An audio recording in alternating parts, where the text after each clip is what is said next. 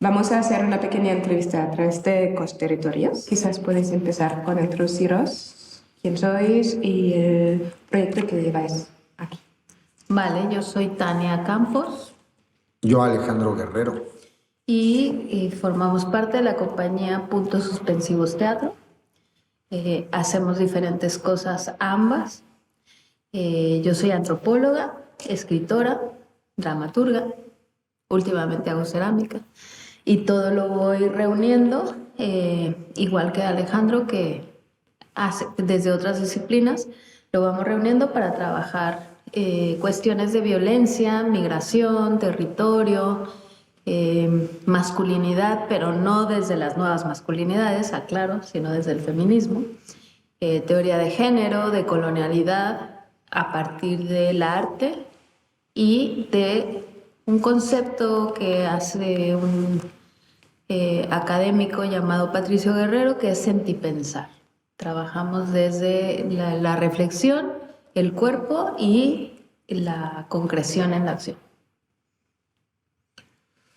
Pues desde el teatro, principalmente, mi formación, la primera es como músico, después como actor en la práctica, después ya enfocado académicamente a formarme como actor, después como director, y también hice la carrera y la maestría en filosofía.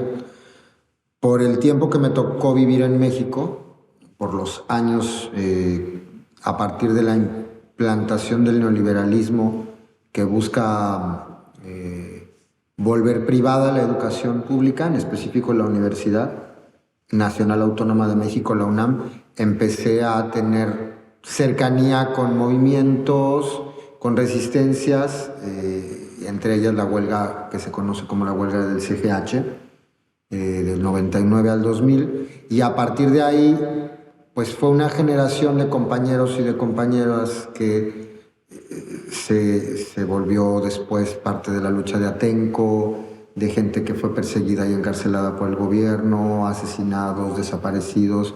Algunos compañeros también murieron en sucumbíos cuando fue en Ecuador que el ejército llega a un campamento de las FARC y mueren, compañeros universitarios y compañeras mexicanas. Y toda esa gente que estudió conmigo, de alguna manera me da un sentido para ir encontrando, conforme iba pasando en México, cada vez más situación de desaparición forzada, más situación de feminicidios. Y eso hace que la primera cosa que hace esta compañía, Puntos Suspensivos Teatro, que surge estrictamente en 2004, pero ya trabajando con espectadoras y con espectadores en un terreno, digamos, no quiero decir ni institucional ni profesional, porque no sería el criterio, sino en una convivencia, ¿no? En un juego de reciprocidad. Fue en 2006 en penitenciarías de mujeres. Así empieza la compañía, hablando sobre los feminicidios en Juárez y en un análisis que tenía que ver con el narcotráfico y también con el sincretismo religioso. Y bueno, ahí empezó y aquí estamos. Yo creo que individualmente somos personas interesadas, cada quien por su lado, en diferentes causas de siempre, y las fuimos juntando y las fuimos llevando hacia lo colectivo. Pero creo que lo colectivo en sí, y no, ni siquiera lo colectivo, yo diría lo comunal, sí es una causa para nosotras por sí misma, ¿no? Buscar la construcción de comunidad, porque la comunidad se construye, no se da por sí, ¿no? Entonces ya como que la dimensión individual se pierde en nuestro trabajo, porque está muy enfocada desde el principio a generar comunidad, a crear comunidad. Entonces todo lo que hacemos está permeado por eso. Y teóricamente está permeado por la teoría de la complejidad, por el paradigma comprensivo, o sea, por una forma de entender toda la investigación en acción, o sea, no la entendemos si no hay praxis, ¿no? Y metodológicamente, pues la interdisciplina y el enfoque interseccional, clase, raza, género, o sea, las diferencias. Entonces, yo diría que trabajamos básicamente sobre 2 ejes que son, o teóricamente, que son comunalidad y diversidad. Y a partir de ahí, entonces nos interesa todo lo que emana, digamos, de estas 2 cosas, desde las mujeres presas, por ejemplo, y esta idea de readaptación que no parece cumplirse o que de pronto es un sistema punitivo que las está castigando, pero que al mismo tiempo tiene un discurso de readaptación, ¿no? O sea, como las contradicciones sociales que tienen que ver con el capitalismo, con la modernidad, con el patriarcado, y como consideramos a la realidad compleja, todo está entramado, o sea, todo está junto. Entonces, yo pienso que lo individual ni siquiera existe. O sea, si me preguntas a mí, los seres humanos, las personas somos seres gregarios, no sobrevivimos sin otras personas. Y creo que la idea de individuo es una idea capitalista. O sea, no creo que haya posibilidad de individuación en ese sentido, y no me parece que la comunalidad atente contra la posibilidad de ser quien eres. Lo que pasa es que creo que se es en función de los vínculos con otras personas, y que la idea de individuo y la libertad es un discurso capitalista y que termina siendo fascista. En México, en la Ciudad de México específicamente, hay un primer terremoto de gran magnitud que me toca vivir de niño en 1985, un 19 de septiembre. El 19 de septiembre en México es un día muy particular porque ha habido 3 temblores. El del 85, que murió muchísima gente y se cayeron muchos edificios, y es al que voy a hacer referencia primero. Otro que ocurrió en 2017, un 19 de septiembre, en el que también pasaron cosas en términos de pérdidas de vidas humanas y que se cayeron casas. Y otro que ocurrió el año pasado. O sea, es como un día especial en la Ciudad de México. Ocurre, ¿no? Es algo extraño. Es un misterio, es una situación. Ahí quiere saber a qué obedece o en qué inconsciente colectivo nos depositamos. Pero ese primero, el del 85, a mí me tocó vivirlo en el Hospital General de México. Mi madre y mi padre eran médicos. Hay una vinculación que después me enteraría que es el teatro y la medicina o la sanación o la curación, ¿no? Y creo que empieza a tener sentido junto con todas estas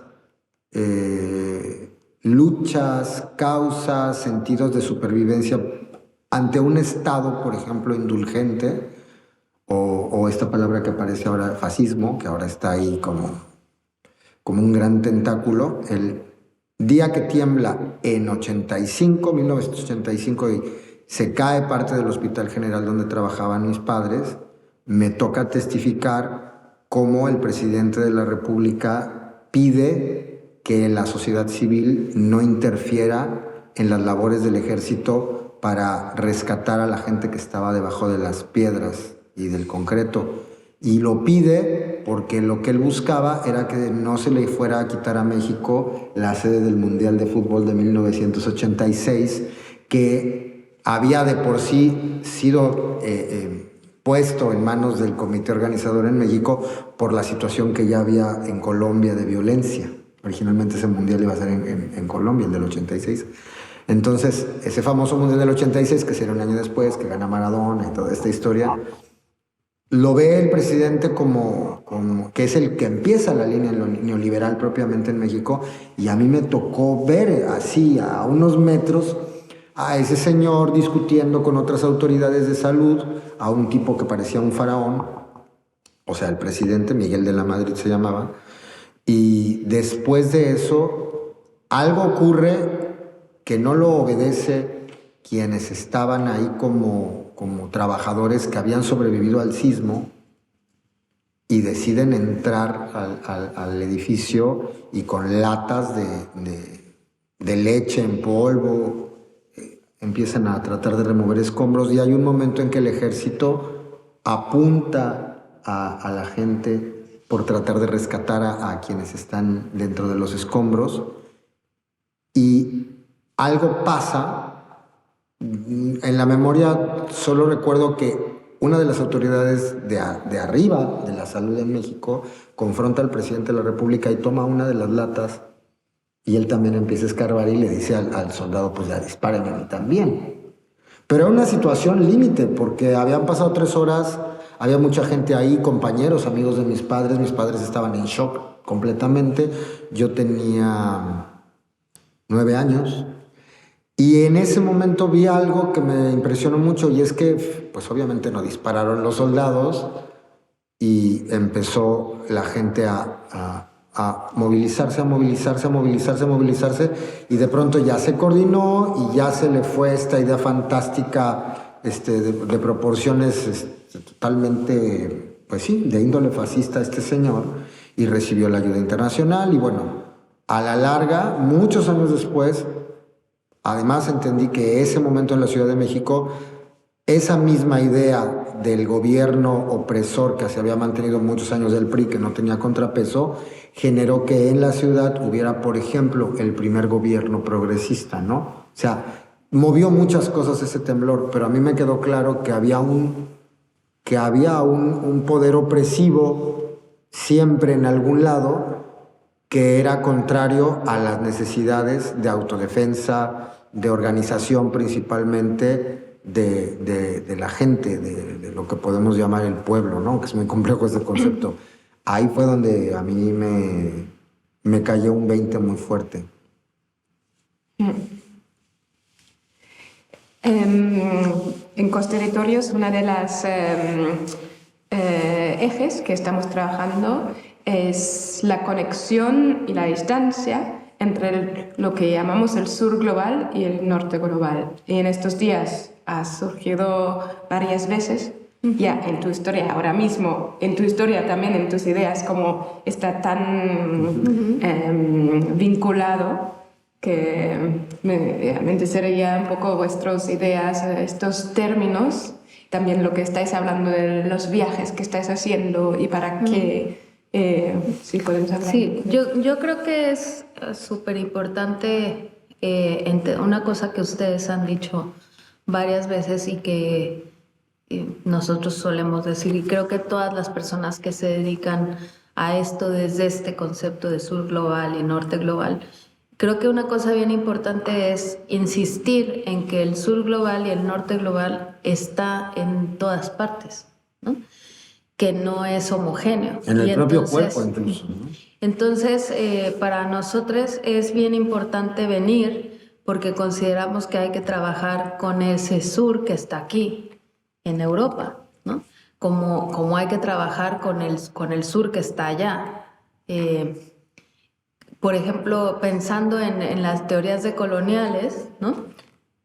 La teoría decolonial allá se trabaja desde esta idea de despojarnos de la colonia como países que hemos sido colonizados. Pero yo pienso, y nosotros por eso creemos que es muy importante continuar nuestro trabajo de este lado, porque creo que hay que venir aquí a hablar de la colonia, ¿no? Porque allá lo tenemos quizá un poco más claro, porque lo vivimos como de manera más constante. Y aquí en realidad también se vive, pero se invisibiliza todo el tiempo, ¿no? La diferencia... Decía en el primer taller que hicimos que tuvo que ver con migración, que a mí me pareció lindísimo, con mujeres migrantes, que es como de las cosas que a mí más me gustan hacer, trabajar con la diferencia desde ese lugar. Decíamos justamente que para nosotros es importante mostrar y alentar la idea de que la migración es algo que le da vida a los lugares a los que llega, ¿no? Porque Europa, yo insistiré siempre en eso, Europa ya estaría deshecho, o sea, podrido, pues, si no se oxigenara con la migración. La migración es lo que le da vida a Europa. Y se nota, quizá cuando vienes desde fuera es súper notorio, porque, por ejemplo, la primera vez en mi vida que yo fui a París, que fue este año, a pesar de que mi mamá es francesa, ¿no? Y fui a París, me sorprendió muchísimo que en París tú puedes vivir sin hablar francés, porque es tantísima la gente que hay de otros lados, que París hace mucho tiempo que ya no es de eso que se conoce como los parisinos, ¿no? Hay mucha más población de otros lugares y de otros. Y al final, la diversidad es la norma, pues, o sea, no la normalidad en este sentido, sino lo que es, lo que más bien la homogeneidad está pensada, es un discurso para controlar. Entonces, justamente creemos que lo que hay que hacer es alentar la diferencia, por eso lo de la diversidad lo trabajamos, lo de la migración lo trabajamos justo al revés, ¿no? Porque pensar en normalizar, en darles las herramientas a quienes migran para que se adapten, no es que esté mal, pero sigue estando en un discurso de homogeneización. Cuando nosotros creemos que lo que hay que alentar es la diferencia como un valor, ¿no? No la diferencia como un problema, la diferencia como un valor que nos hace bien a todos y a todas. Y entonces el sur global es eso. El sur es lo que se ha negado y se ha invisibilizado en pos de este orden que es capitalista, que es moderno, que es patriarcal. Y creo que el mundo tiene oportunidad de sobrevivir. El planeta, la Tierra, las mujeres, las personas, tenemos la oportunidad de sobrevivir desde ahí, desde el otro lado ya no, ¿no?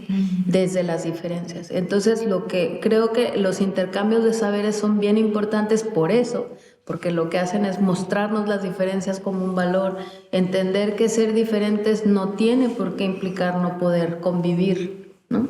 Que podemos convivir no solo aceptando nuestras diferencias, sino amando nuestras diferencias, valorando nuestras diferencias, porque la tolerancia, por ejemplo, es un valor súper equivocado. La tolerancia, se tolera lo que no soportas, se tolera lo que toleras porque lo quisieras matar pero no te dejan, ¿no?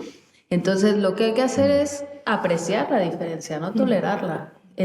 ¿Y cómo se aprecia? Pues conociéndola, ¿no? Lo primero que necesitas para apreciar algo es conocerlo, ¿no? Acercarte a eso. Y eso es lo que nosotros tratamos de hacer allá y acá, ¿no? Y creemos que es muy importante que acá se haga y se haga desde allá. O sea, que haya una intención desde allá también de venir a decir acá y hacer acá. Pero hacer además con la gente que acá es un sur también, ¿no? Eso. Sí, el modelo de militancia, diría yo. O sea, la forma en que tienes, claro, está el elemento de la convicción, está el elemento ideológico, está el elemento de la investigación o de la afinidad ideológica o de la revisión con uno mismo de alguna especie de pasado no concientizado respecto al estar con todo lo demás, pero principalmente ubicar que el modelo tiene que ver no con ser el contrario, estar siempre diciendo lo contrario a lo que dice un gobierno o estar siempre diciendo a lo contrario a lo que opina una cierta hegemonía que puede ser temporal o que puede ser una hegemonía que se convierte ya en otros términos en un fascismo, un capitalismo en descomposición. O sea, todos estos elementos que vivimos ahora ante la crisis climática, ¿no? Emiliano Zapata tiene una cosa que se llama los tratados de Anenecuilco, y él en la revolución justamente era lo que planteaba, ¿no? Él no buscaba el poder en cuanto al empoderamiento de un individuo al que tenía que seguir un colectivo, sino el empoderamiento tenía que ver con desalambrar, ¿no? Con desalambrar la historia de siempre amo, esclavo. Entonces el modelo pienso que es la reflexión y que esa reflexión es dinámica, no es una reflexión sectaria, no es una reflexión decimonónica, no es una reflexión reificada, dirían los marxistas, o diríamos, porque bueno, me considero estudioso del marxismo, a veces más estudioso que practicante en términos de un partido, porque también hay una crisis del mecanismo democrático, si eso ha existido alguna vez. Pienso que no hay democracia posible en el capitalismo, ¿no? Pero esta capacidad de encontrarnos con Cos Territori, Taula per Magic. Me encanta oír lo de los mundos futuros, ¿no? Porque los mundos futuros se están diciendo y al decirse se están haciendo. No es una carretera que va a pasar por aquí y va a tirar tantos árboles. Entonces, esos modelos de militancia dinámica me parecen muy interesantes porque creo que también obedecen a historia que ya han pasado otras generaciones y que también de alguna manera permean y trazan en lo simbólico y también en lo que pudiéramos llamar desde la sobremodernidad lo ideológico, porque se apuesta mucho a la desmemoria, se apuesta mucho, ya no digas a la alienación por un lado y a la enajenación por el otro, es totalmente el consumo de la mente, del cuerpo, y lo que hace la publicidad pues en realidad es arrancarte toda perspectiva crítica y el territorio asumirlo, y sobre todo que hay luchas históricas que a mí me parece que están siendo continuadas de una manera distinta como nos hubiéramos imaginado, y es gracias a ese modelo dinámico. Yo quiero aquí agregar una cosa porque me parece muy importante lo que dijo Alejandro en la militancia. Sí consideramos que la militancia, hay que estar en la militancia, ¿no? O sea, nosotros sí nos consideramos militantes y militamos en todos los espacios en los que estamos. No concebimos la militancia como eso que hacemos cuando vamos a las marchas y no, todo lo que nosotros hacemos está permeado por nuestra militancia. Por poner ejemplos, yo doy clases en la Escuela de Pintura, Escultura y Grabado La Esmeralda, que es la escuela pública de artes en México, y una de mis clases tiene que ver con teoría decolonial, pero tiene que ver con mi militancia, porque lo que yo intento hacer es mostrar estas otras estéticas, estética de la liberación, le llamaría Dussel, a partir de la búsqueda de referentes más cercanos para los estudiantes, y lo hacemos a través de las redes sociales, con TikTok y con Instagram y demás, pero para mí es parte de la militancia, ¿no? Entonces, cuando me dicen, es que cuando das clases estás ideologizando, yo siempre les digo, sí, igual que antes ideologizan, nada más que del otro lado, ¿no? Entonces, ¿de qué lado militas? Yo tengo muy claro de qué lado milito. Y militamos desde el teatro, desde la escritura, desde la docencia, damos una clase que se llama Antropología de las Militancias. O sea... Se junta algo bien... pues aleatorio, no sé, seguramente tiene una explicación científica, cuando todo tiene supuestamente explicación científica, de alguna teoría de la comunicación, pero la historia familiar de Tania, su padre fue uno de los representantes estudiantiles del movimiento de 1968, que concluye en la masacre de Tlatelolco, que algunas personas habrán oído mencionar en México, 2 de octubre del 68, que es esta, ¿no? Es un poco, es la síntesis, ¿no? La palomita y el que fue precisamente el año de las Olimpiadas en México. Yo cuando conozco a Tania y me habla de la historia de su padre, que además es muy complejo porque tiene que ver cómo sistémicamente se rompen a los movimientos, acusando de cierta forma a ciertos representantes, y que es una política de Estado que se ha mantenido, se hizo con Ayotzinapa, hace mucho precisamente con Manuel, ¿no? Con el 43. Pero a mí el teatro me dio, desde lo que iba yo desarrollando en cuanto a militancia, no quería ser un teatro panfletario, quería ser un teatro político, pero que tuviera una capacidad de síntesis universal en términos estéticos, no ser nada más algo pedagógico y ya didáctico, no pedagógico, quise decir. Y entonces cuando conozco a Tania y entro en el canal de esa historia, que obviamente a todos nos permeó y que fue inspiración a aquel otro movimiento que mencionaba, el CGH 99, las obras de teatro de la compañía se empiezan a centrar en una investigación sobre las entretelas de ese movimiento, sobre lo que no es políticamente correcto para la izquierda progre o para quien cayó del buen lado de la historia. Es como el lado B de qué pasó detrás de eso, y no es nada más. Ese gobierno era muy malo y los estudiantes eran muy buenos, pero dentro de los mismos estudiantes en el 68 había periferias.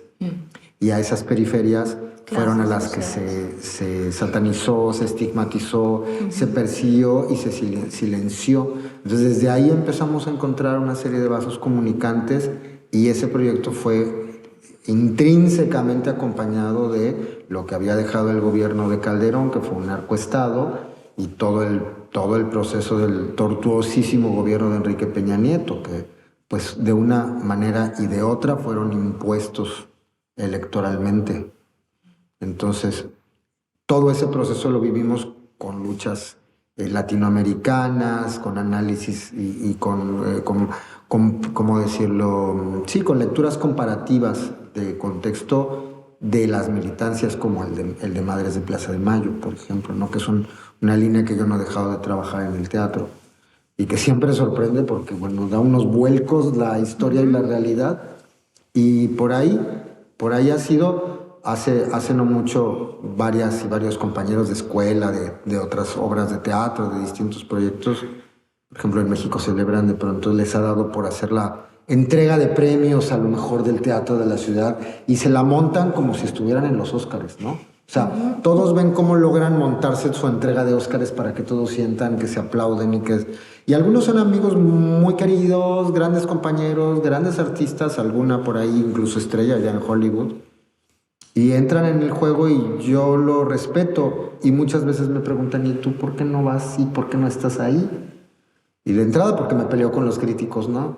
Pero porque es una vez más la colonialidad instituida y estás defendiendo un modelo de consumo y estás defendiendo, como por ahí decía a otra compañera que me preguntaba qué pasó hoy en el ejercicio, Boal, y le digo, y también metimos a Nicolás Núñez, que de alguna manera es otra lectura del teatro, aunque viene de ese mismo origen universitario del que fueron saliendo los que son a quienes consideramos en México nuestros maestros, que son una hegemonía blanca, eurocéntrica, ya saben, ¿no? Todo esto, pero que se disfraza de muchas cosas. Entonces, a mí no me interesó nunca salir a cuadro y decir, además que no tengo el tipo físico para entrar en un comercial y decir, tome Coca-Cola, a menos que le interese a alguien promover. Me ha tocado hacerlo y decir, el presidente del partido es lo máximo, y he renunciado a ese proyecto. Y al partido en el que yo he podido decir que apuesto y creo que es el gobierno actual en México, pero cuando ya se ha tratado de promoverlo como un producto y que no tiene un piso de realidad y que está no lleno de contradicciones que son inmanentes, sino que está lleno de absolutas... ¿cómo decirlo? No es contradicción, es la obvia y la constante traición a tu propio discurso por un interés económico. Por eso no hay democracia en el capitalismo. Y a eso, pues no me gusta jugar. Y creo que el teatro, en inglés se dice to play, es to play, pero no teledirigidos, ¿no? Sino, pues, el teatro es un juego de estar vivos. Jugar y jugarse. Jugarse. Precisamente iba a preguntaros, y ahora nos has contado de prácticas, yo les llamaría prácticas del norte. Vosotros estáis trayendo prácticas de los sures y quería saber, bueno, si ya tenéis algunas reflexiones ¿Qué tipos de espacios los abren aquí en estas semanas cuando habéis llevado estas prácticas? Porque yo he notado que siempre antes de que empezamos explicáis un poco desde dónde venís, desde dónde, como un poco de esta trayectoria, como más cortita, pero siempre estáis como dando este marco, ¿no? Y algunas de estas prácticas lo hemos hecho aquí antes, pero...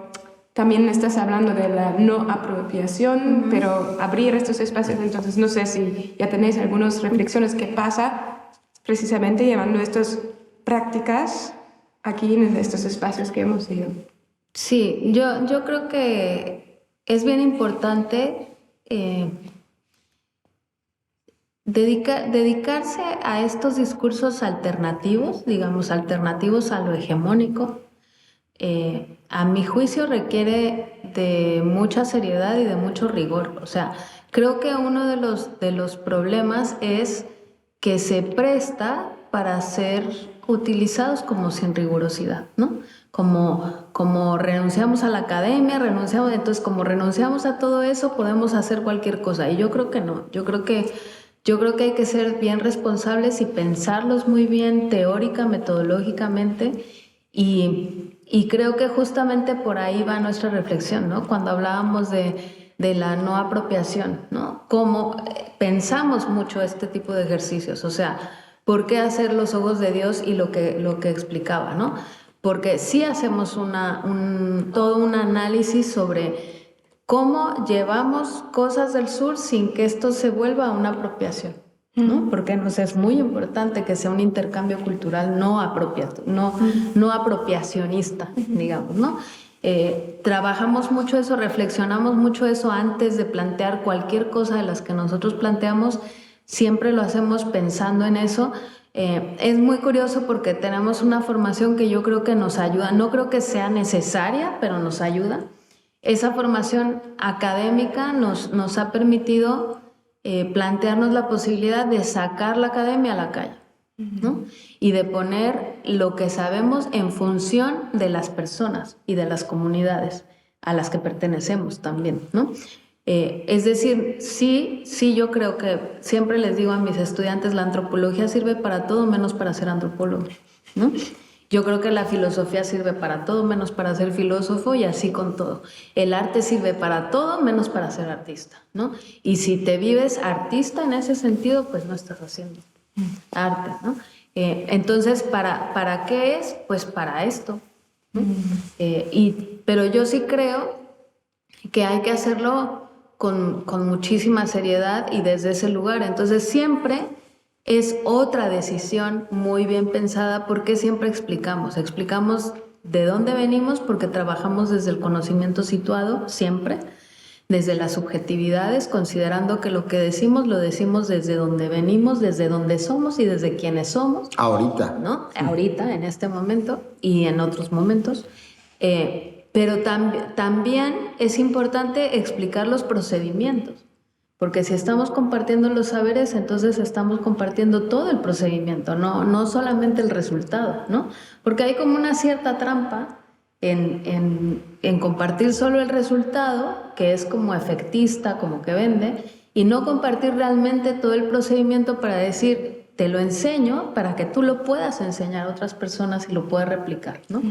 O sea, todas esas decisiones son decisiones que parten de una reflexión profunda que tenemos constantemente Alejandro y yo sobre todo, sobre qué escribimos, sobre qué ponemos en teatro, sobre qué damos de clases, sobre qué ponemos en los talleres. O sea, todo pasa, por eso digo que hay una militancia constante, y esa militancia es pensamiento y acción.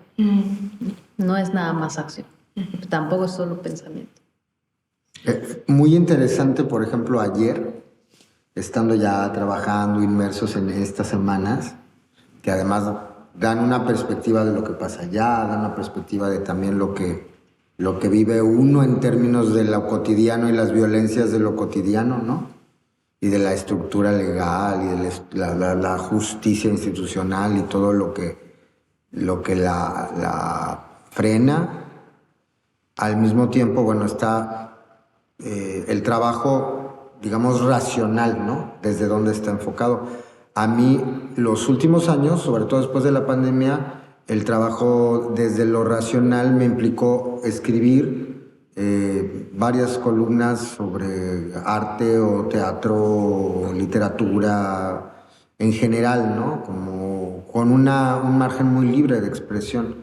Y hay una cosa que se llama Desmontajes, en una página en la que yo escribo en México. Y yo justamente lo que busco hacer es desmontar este colonialismo instituido, esos subterfugios de los grandes lords de la cultura y cómo juegan también con esta apropiación de los discursos.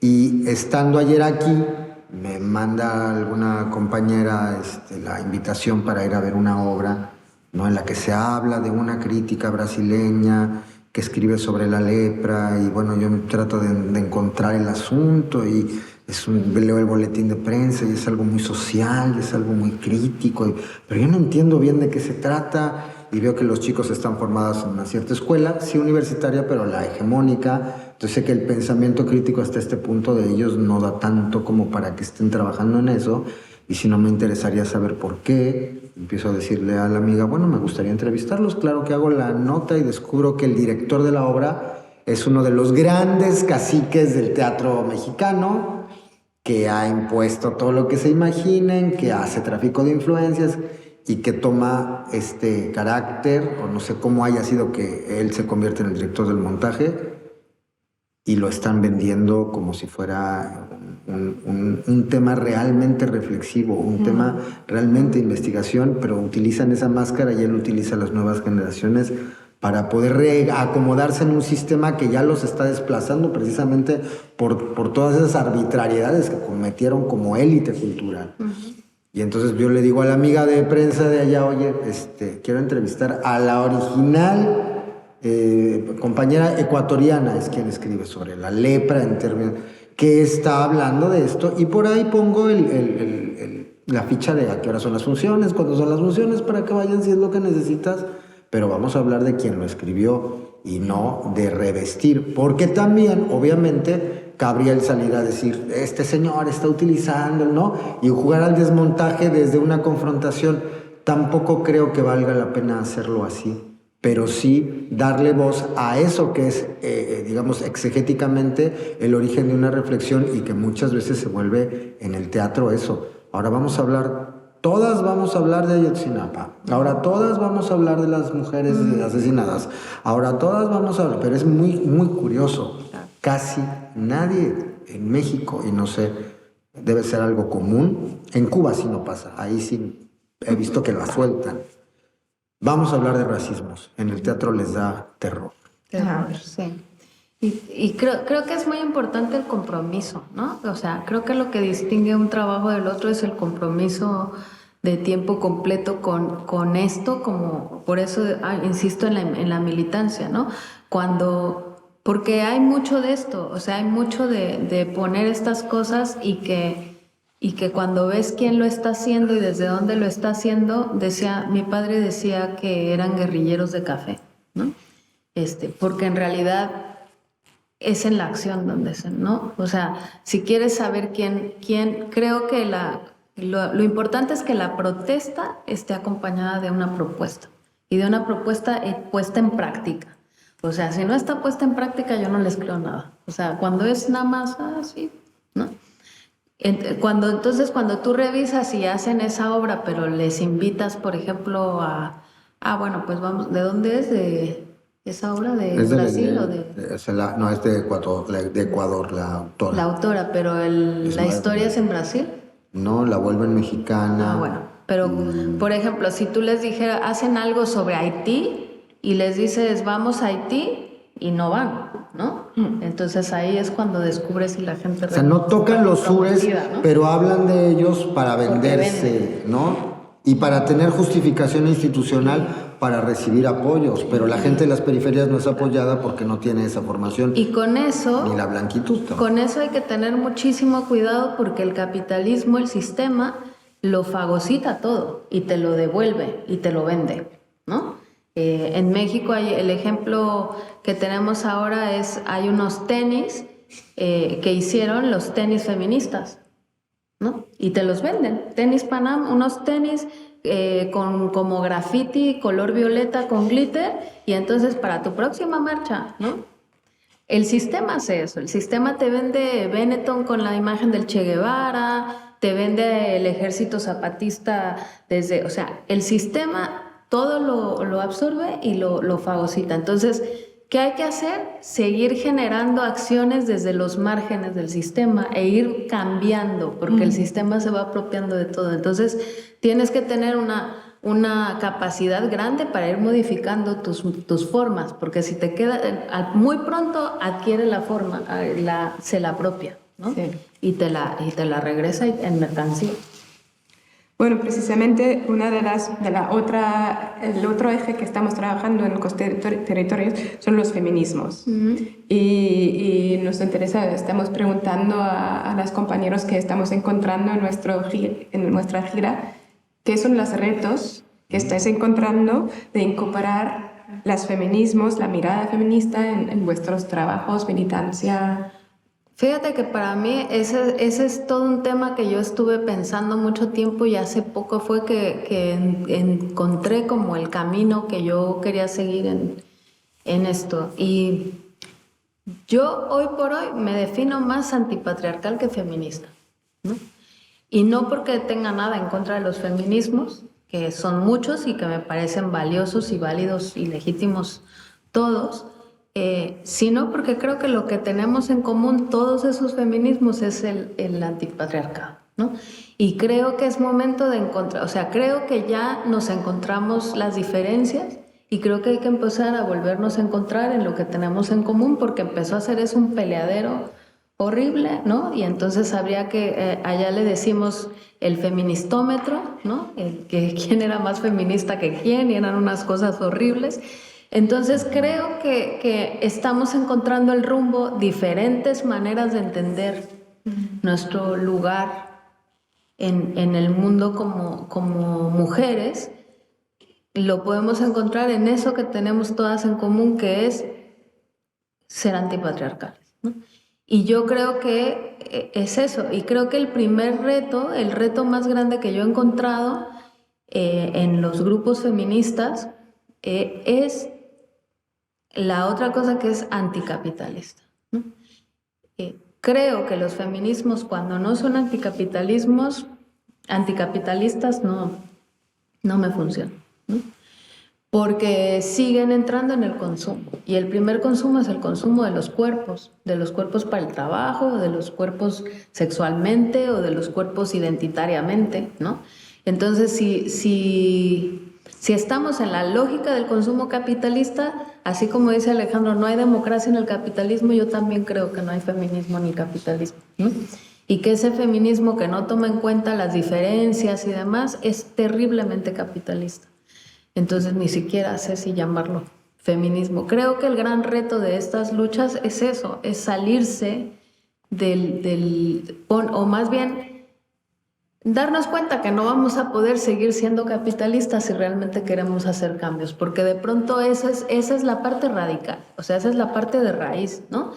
Que podemos estar en eso, pero mientras no estemos dispuestos a renunciar al modo de vida capitalista, todo lo demás no sirve. Quizás muy radical de mi parte, pero es la conclusión a la que he llegado hasta ahora. Sí. Uy, pues es que México es el macho, ¿no? Es la iconografía, así crecí viendo las películas de Pedro Infante. Pedro Infante es, bueno, para quien haya visto esa manera estético comercializada con algún talento, sí lo hacen, pero no es una tradición. Lo que representan en Disney con Coco, ¿no? Ese personaje del cantante con la guitarra que al final tiene un lado súper oscuro y que originalmente era la víctima porque no puede ser el músico que iba a ser. Al icono que toma Disney es a Pedro Infante. Pedro Infante es un actor mexicano, que por cierto dicen que es quien renueva el estilo de actuación, ¿no? El que vuelve moderna la actuación en el cine en México, que cantaba también con mariachi, y que el momento cumbre en todas sus películas era él en una cantina sufriendo por amor, ¿no? Uh-huh. Y que tomaba una botella de tequila después de que se la ponían en la mesa, y el chiste era tomársela completa y caerse, ¿no?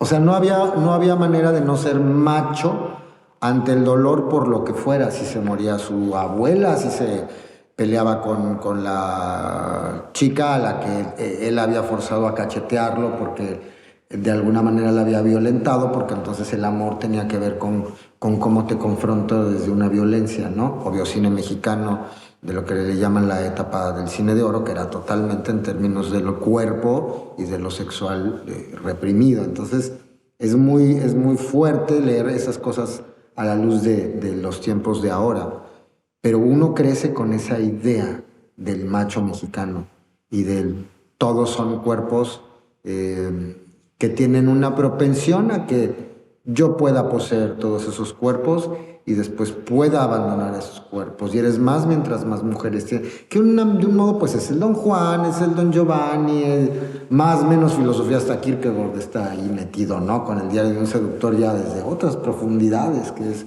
lanza a esta mujer a su propio abismo y todo eso. Burlador de Sevilla, Tirso de Molina. Pienso que es puro sufrimiento. O sea, ese estamento del macho que no se tiene que rajar, que solo puede llorar si está muy alcoholizado, que tiene que agarrarse con otro hombre a golpes casi hasta matarse para poder abrazarse o acariciarse, ¿no?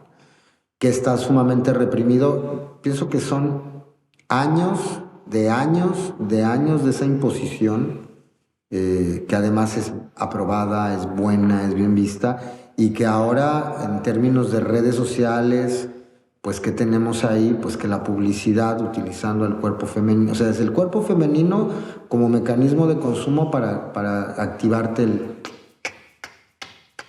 ¿no? Esta especie como de necesidad infinita, yo le llamo el cheto.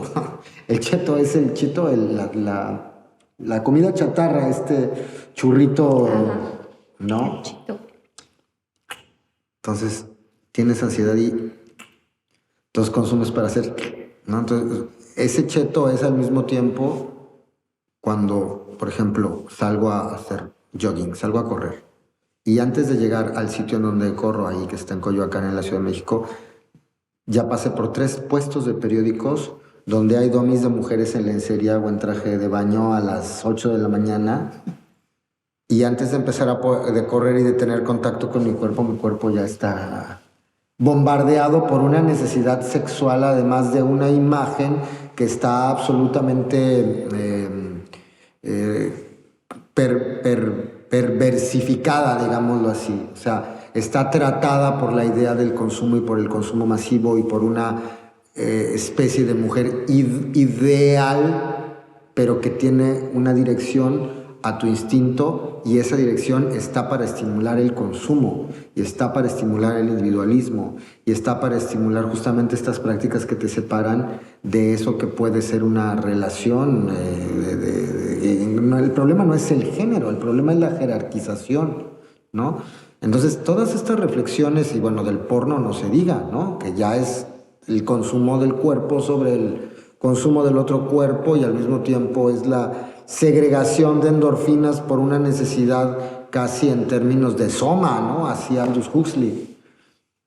Pienso que todo eso tendría que pasar en algún momento por un ejercicio constante de conciencia de grupos que trabajemos la perspectiva de género, no las nuevas masculinidades, porque eso es como una anfibología, ¿no? O sea, ¿cuáles nuevas masculinidades? Es como los nuevos fascismos. O sea, pues es que son nuevos, pero bueno, como son nuevos, pues ya, ¿no? Y ahí, pues la herramienta que a mí me ha tocado explorar, o que he elegido porque me parece que es en la que puedo entender de entrada lo que exploro o intento hacer catarsis o buscar, conectar, es el cabaret. Y el cabaret tiene esa posibilidad, ¿no? Que al menos como se ha ido fusionando en México, viene de ese cabaret de la Segunda Guerra Mundial, Alemania, Kurt Weill, después Brecht, y bueno, todo lo que pasa con los distintos como vasos ahí que se van dando, Karl Valentine, todos estos. Y en México, bueno, está la Revista Mexicana, están todos estos juegos populares que tienen que ver con la comedia. Y el tema es política y sexo. Ahora, ¿cómo empleas esos elementos que están intrínsecamente vinculados con la ruptura de esta idea de para qué sirve el hombre y para qué sirve la mujer, ¿no? Que es un estamento evangelizador, que es contrario, ¿no? a la idea de la comedia. Por eso la comedia hace catarsis con la risa, Por eso Cristo no tendría que reír, porque aparte el cuerpo es culpa. Entonces, yo ahora lo que tengo es un espectáculo de comedia, bueno, de cabaret, y el personaje es un falo romantizado, que es un pirulí, o sea, una paleta de estas que son puntiagudas, que el sabor es medio dulce, grueso, pero tiene una forma fálica, y entonces es un pirulí gigante, ¿no? Y tiene un conflicto con el amor que tiene por otra paleta, que es una metáfora de otro cierto tipo de forma de expresar y de ejercer el amor, porque tiene doble cara por los dos lados de esa otra paleta, y habla como de un mundo metafórico que obviamente hace referencia Y él a es una el comunidad. Él es el hijo no reconocido de un rey, que era el rey de chocolate, que es una canción infantil en México. Entonces no fue el hijo de la amante. Entonces tiene conflictos por eso. Y hubo en México un cantante medio clown, cantante de música de boleros, que tenía por sobrenombre el Pirulí. Entonces lo que hago es, como la música es un elemento del cabaret, es esta reflexión con una cierta estructura, dependiendo del espacio. En universidades es muy difícil hacer este espectáculo. De alguna manera te sientes muy observado. Ya cuando todos están con el trago y medio pedos, pues ya obviamente la sueltas desde la línea y hay o un silencio, que luego los agradezco más, a una risa nerviosa que dices, bueno, me voy a seguir yendo por ahí, pero al mismo tiempo es un juego de autoexposición. Las canciones que cantaba el Pirulí no son canciones como las de Pedro Infante, ¿no? Se llevó mi polla el gavilán pollero, decía Pedro Infante, imagínense qué horror. Sino acá dice cosas como, voy viviendo ya de tus mentiras, miénteme más, ¿qué más da si la vida es una mentira? Me hace tu maldad feliz, ¿no? O sea, la mentira es necesaria para lograr el acuerdo amoroso. La infidelidad es la base del... ¿cómo decirlo?, del sufrimiento romántico de un enamorado bohemio. Todas estas, perdón que lo diga así, mamadas, ¿no? Que también están inmersas en un hilo musical, en una tradición, que pueden ser canciones muy bonitas y tradicionales, pero que encierran mucha violencia y micromachismos. La mentira es una violencia micromachista vista como esta cosa de yo te seduzco para hacerte objeto o para utilizarte. Y eso funciona, insisto, no es un tema de género nada más. Entonces el cabaret es muy difícil. Sigue siendo para mí un camino difícil. Hay un texto de Tania también, pero ahí tiene más que ver con cómo uno percibe a un género no cis respecto al cis, y cómo está el autoengaño que nos implantó la modernidad de hombres y mujeres, ¿no? Con ese texto trabajar como director obviamente era más fácil, pero como actor en cabaret, aunque me divierto mucho, aunque cantar es muy bonito, aunque está haciendo reír, pero es muy fuerte decir de pronto algo y que tú veas cómo están agarrados de la mano los espectadores, una pareja, y dices algo a media canción de la otra o de no sé qué, y se sueltan y dices, en la madre, ¿qué está pasando ahí, no? Y así es, al menos desde esa reducida, quizá, porque luego el teatro y el cabaret es más chiquito que el teatro, es una comunidad, pues se expresa y se juega. Ha sido un reto mayor en que todavía estamos, hablar de el mandato de masculinidad, como le dice Rita Segato, a través del teatro. Enfocados en este asunto del mandato de masculinidad, considerando que feministas hay un montón trabajando y está muy bien, ¿no? Pero en México hay un solo grupo, que es Hombres por la Equidad, que trabaja masculinidad desde el feminismo y la teoría de género, y no desde las nuevas masculinidades. Entonces, nosotros hemos considerado como que ahí podemos aportar más y hacer reír no de las mujeres, sino de cómo se les trata. O sea, volver ridícula la forma en que se nos trata en lugar de volvernos ridículas a nosotras, es un reto del humor, de verdad. Y hacer que es también como esta propuesta de que los hombres puedan, y les también, puedan reírse, pero de la forma correcta, no reírse de la otra persona, sino reírse de sus propias necesidades de mandato masculinizado. Sin burla violenta, ¿no? Sin burla violenta. Eso es bien complicado. Que cosifica, la burla violenta siempre cosifica. Lo hemos hecho a través del teatro. El otro que dice Alejandro se llama Viceversa, y es un monólogo donde un chico confiesa que es heterosexual. Todo el mundo espera que sea gay. Porque se viste de rosa. Y porque fue adoptado por una pareja homoparental y se llama Xochipilli para que tenga un nombre que puede ser de hombre o de mujer y lo visten de los colores, ¿no? Como todo este discurso. Y todo el mundo espera que sea gay y él tiene que confesar que no es gay. Y tiene que aprender cómo se comporta un hombre. Y entonces su mejor amigo se pone a enseñarle cómo se tiene que parar, cómo tiene que caminar, cómo se tiene que vestir, cómo tiene que hablar. Y llega un momento en que se trata de suicidar y el amigo le dice, él le dice, yo me tomé unas pastillas para morirme, y el amigo le dice, ¿unas pastillas? Eso es de maricones, ¿no? Los hombres se pegan un tiro, ¿no? O sea, y todo obviamente el tiempo lo está llevaron a cuestionando. iniciarse sexualmente con prostitutas. Claro, o sea, le aplicaron todas las violencias al personaje. Y bueno, y está enamorado de una chica que no le hace caso porque ella está enamorada del macho, ¿no? Entonces hay toda una... Eso, por ejemplo, ha sido complicado. Que como... ¿No? Lo queremos hacer aquí. Con Cabaret siempre tiene una actualización, ¿no? Y al menos en ese espectáculo, un poco el trabajo que fue mío respecto al texto de Tania al final era no darle un remate, ¿no? Nunca es moralizante, no es lo estás haciendo bien, lo estás viendo mal, eres culpable, no, porque al último pienso que a lo último en cierto momento pongo esta imagen, ¿no? La dejo ahí respecto al tema, es que el personaje al final dice que está diciendo todo lo que está diciendo porque espera lograr hacer un partido político y tener un presupuesto, primero. Y después dice el partido, claro, el partido.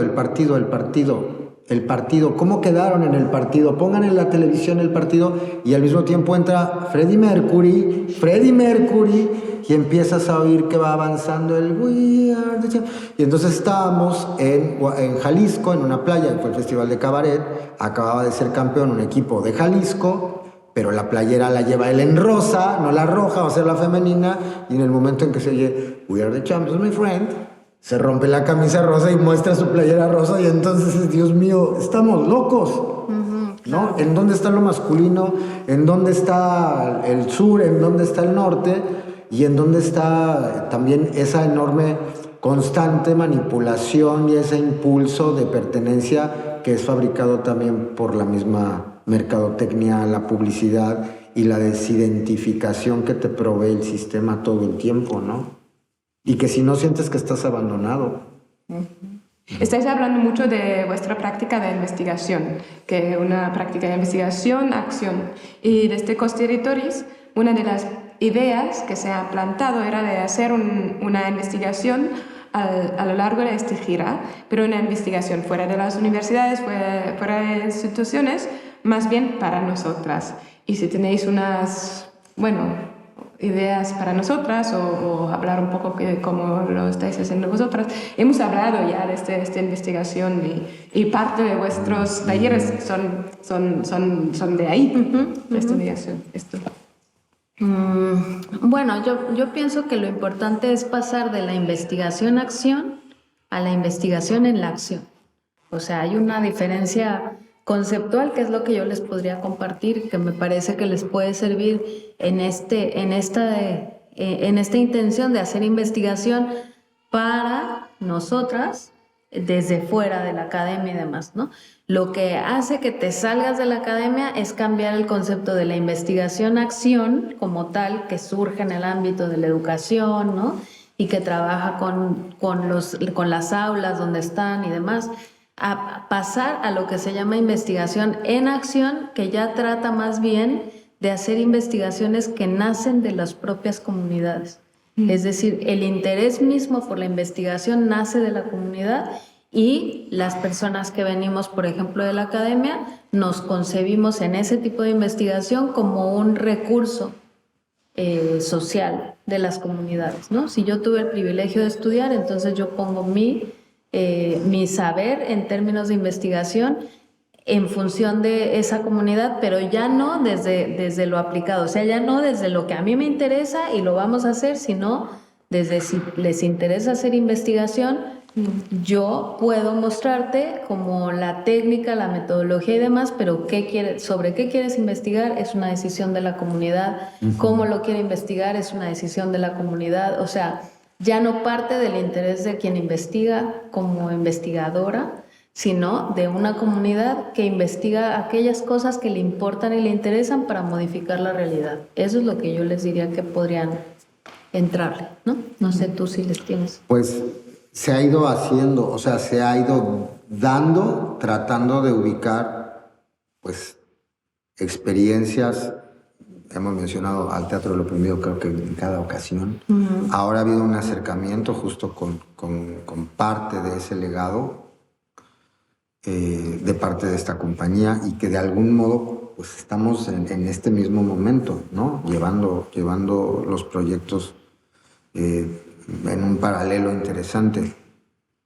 Hoy, por ejemplo, habiendo tantas presencias y tanto espacio, se da la oportunidad de entrar en un dispositivo que a la hora de encontrar la respuesta o preguntar qué pareció, a qué sonó, que había un frío además ahí que era esa incomodidad que siempre tiene que haber para dar esa dimensión de reflexión, es bien interesante.